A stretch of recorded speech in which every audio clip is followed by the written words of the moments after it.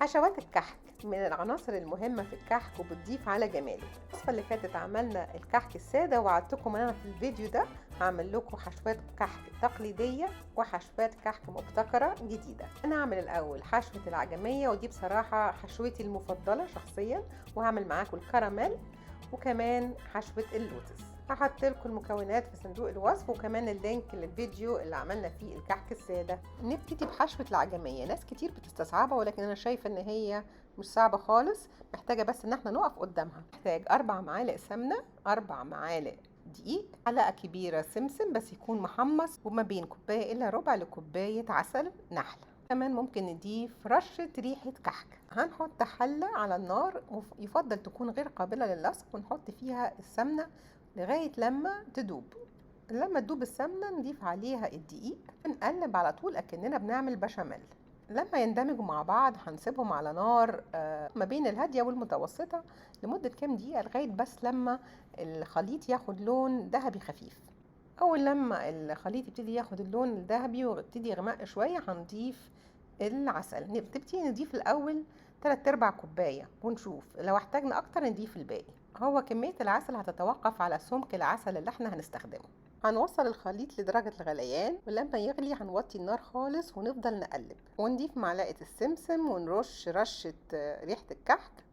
وهنلاقي ان الخليط هيبتدي يكون سميك، والمفروض كل الموضوع ده ما ياخدش اكتر من دقيقة ونص. كده عملنا عجمية سادة، لكن اللي بيحب عين الجمل مع العجمية ممكن يرش شوية عين جمل مجروشين على الوش ويقلب الخليط ونشيله من على النار. لما يبتدي يبرد هيبتدي يجمد، هنبتدي نشكله كور حسب مقاس الكحك. مقاس الكور هيكون ما بين سنتي واتنين. حشوة العجمية عشان خاطر معمولة من العسل هتكون بتلزق جامد، فضروري نلبس جوانتي ونحطها هي كمان على بلاستيك. بعد كده نشيلها في التلاجة او في الفريزر عشان تكون متماسكة. وكده خلصنا حشوة العجمية. دلوقتي هنعمل حشوة الكراميل. نبتدي بان احنا هنعمل صوص كراميل عادي جدا. هناخد نص كوباية سكر ابيض وهنحطه على النار في حلة يكون قعرها سميك، ونسيب السكر لغاية لما يبتدي يدوب، وهو هياخد شوية وقت فيكون عندنا صبر. لما السكر يدوب خالص هنضيف عليه 3 معالق كبيرة زبدة بدرجة حرارة الغرفة. قلب الخليط بسرعة، وهنفضل نقلب لغاية لما كله يندمج مع بعض، وهتلاقوا فيه رغاوي كتير والخليط سخن جدا جدا، فناخد بالنا. افضل ان احنا نستخدم حلة تكون عالية مش حاجة واطية عشان ما يخرجش بره ونتلسع. وبعد كده هنضيف ربع كوباية كريمة خفق شوية شوية واحنا بنقلب. هنسيب الخليط بقى على نار هادية لمدة دقيقتين ل3 دقايق يغلي.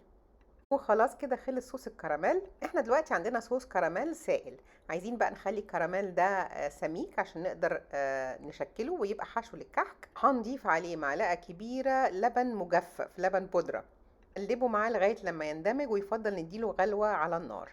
لاحظوا ان الخليط ده هيسمك لما يبرد، ده هيكون تقريبا القوام بتاعه، وكل ما هيبرد كل ما هيبقى سميك اكتر. بس كده خلصت حشوة الكراميل، او اللي احنا ممكن نقول عليه توفي. الحشوة الأخيرة اللي هنعملها هي حشوة سهلة جدا ومبتكرة جدا، وهي حشوة اللوتس. هنحتاج 3 معالق كبيرة كريمة اللوتس، 4 5 بسكوتات لوتس هنجرشهم، يعني هنفرمهم بس مش ناعم قوي، وممكن حتى نكسرهم بإيدنا ونهرسهم مع بعض بس. وهنبتدي نشكله. لو حسينا انه ناعم بزيادة مش عايز يتشكل كويس، ممكن يا اما نضيف له شوية بسكوت تاني، او نضيف شوية لبن مجفف، ممكن يحتاج يدخل التلاجة شوية يتماسك. بس كده خلصت حشوة اللوتس، سهلة جدا وطعمها ظريف جدا، بتبقى مقرمشة في الكحك وطعمها اكنها فيها مكسرات، ورغم ان هي ما فيهاش مكسرات. اخر حاجة في الفيديو ده هوريكم ازاي ان احنا نحشي الكحك. هنجيب العجينة بتاعت الكحك اللي احنا كورناها ونبططها، ونحط فيها الحشوة اللي احنا جهزناها، ونقفل عليها من كل الجوانب.